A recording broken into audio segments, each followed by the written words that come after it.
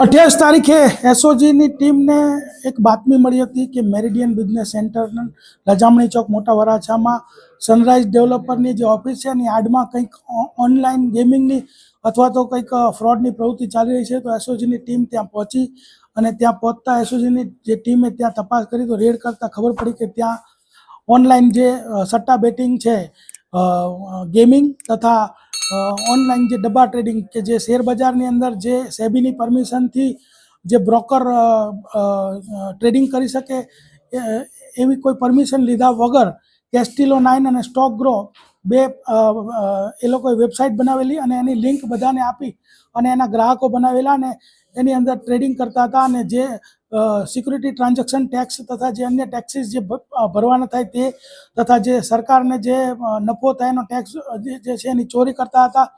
તો આ બધી જ જે રેડની અંદર ત્યાં બે પ્રકારની પ્રવૃત્તિ ચાલતી હતી. એક પ્રવૃત્તિ કે ઓનલાઈન જે સ્ટોક એક્સચેન્જ જે રીતે ટ્રેડિંગ કરે એવું એક ડબ્બા ટ્રેડિંગ ચાલતું હતું ને બીજું કે જે ગેમ ફૂટબોલ છે, ક્રિકેટ છે, ટેનિસ છે, જે લાઈવ ગેમ ચાલતી હોય એના સટ્ટા બેટિંગ પણ ચાલતા હતા. તો આ રેડની દરમિયાન ટોટલ ત્યાં જે મુદ્દામાલ મળ્યો છે એમાં 19 મોબાઈલ, 4 લેપટોપ, 10 લાખ રૂપિયા રોકડા, 31 પાસબુક, ડેબિટ કાર્ડ, પછી સૌથી મહત્વની વાત એક પેપર કટિંગ મશીન કે કાગળોનું ચૂરો થઈ જાય એટલે કોઈને ખબર જ ન પડે કે કાગળમાં શું લખ્યું હતું. એ ટોટલ 17,30,000નો મુદ્દામાલ ત્યાં મળી આવ્યો હતો. જે આરોપી છે એમાં મુખ્ય આરોપી છે નંદલાલ ગોવરિયા અને વિશાલ ગેવરિયા. આ બંને મુખ્ય આરોપી છે. તે ઉપરાંત જ્યાં પૈસાની લેવડ દેવડ, આંગળીયામાં લેવડ દેવડ તથા ઓનલાઈન જે એકાઉન્ટ જે એના મેનેજ કરતા હતા એવા ભાવેશ, એવા જયદીપ, ભાવિન, નવનીત અને સોહિલ 4 આરોપીઓ તથા બે આ જે બંને સોફ્ટવેર જે અલગ અલગ ડેવલપ કરતા હતા એ ભાવિન કિહલા અને બકુલ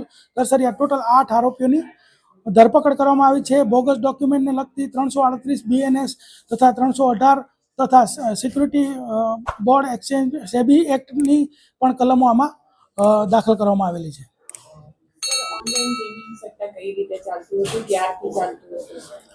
જે નંદલાલ જે આરોપી છે એના અગાઉ પણ ગુના દાખલ થયા છે આવા ઓનલાઈન ગેમિંગના. અને પહેલાં જે ડબ્બા ટ્રેડિંગ છે એ પેપર ઉપર ચાલતું હતું, કાગળ પર લખીને, પરંતુ પકડાઈ જવાના ડરને કારણે એ લોકોએ આ સોફ્ટવેર ડેવલપ કરી અને સોફ્ટવેરનો આઈડી પાસવર્ડ બધાને આપી અને આ ચાલુ કર્યું હતું. ટોટલ આ 10 વર્ષથી નંદલાલ આ પ્રવૃત્તિ કરે છે. પરંતુ જે અત્યારે જે સનરાઈઝ ડેવલપરનું જે આડમાં જે કરે છે 1.5 વર્ષથી ત્યાં પ્રવૃત્તિ કરે છે.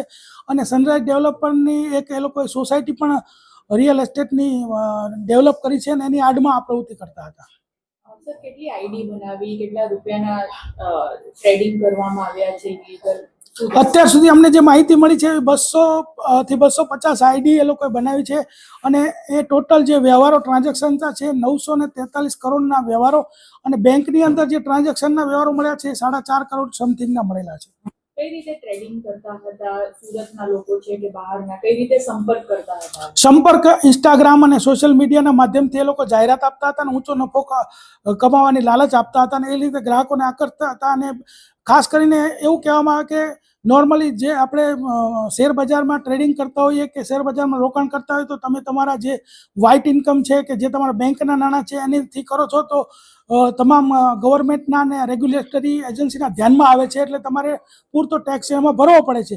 જ્યારે આની અંદરના ટ્રેડિંગની અંદર બ્લેકના જે તમારા નાણાં છે એનાથી તમે ટ્રેડિંગ કરી શકો અને નફો અને નુકસાન એની અંદર કોઈ ટેક્સ પણ ન ભરવો પડે. અને સરકારની એ રીતે ટેક્સની ઉપર જે સરકાર સાથે આ લોકો દ્રોહ કરી રહ્યા હતા. આ લોકો જે આઈડી બનાવવામાં આવે તો પોતાના ક્લાયન્ટ પાસે કઈ રીતે પૈસા લેતા હતા? કારણ કે બ્લેક મની યુઝ કરવાની વાત હતી.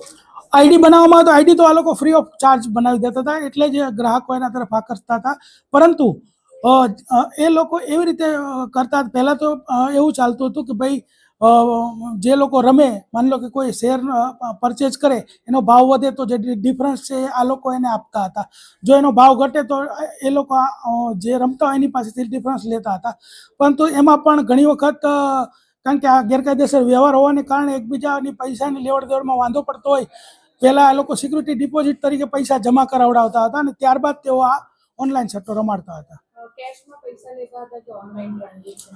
કેશમાં પણ પૈસા લેતા હતા અને ઓનલાઈન બીજાના ખાતામાંથી ટ્રાન્ઝેક્શન પણ કરાવતા હતા. સર જેટલી આઈડી મળી આવી છે સુરતના છે કે બહારના લોકો છે, કયા લોકો છે? જે આઈડી મળી આવે છે 200 થી 250 છે. એની તપાસ અમારી ચાલુ છે. મોટાભાગના સુરતના છે, થોડા ઘણા બહારના પણ હશે, પણ એ આગળ તપાસમાં ખુલશે તે રીતે આપણે જાણ કરીશું.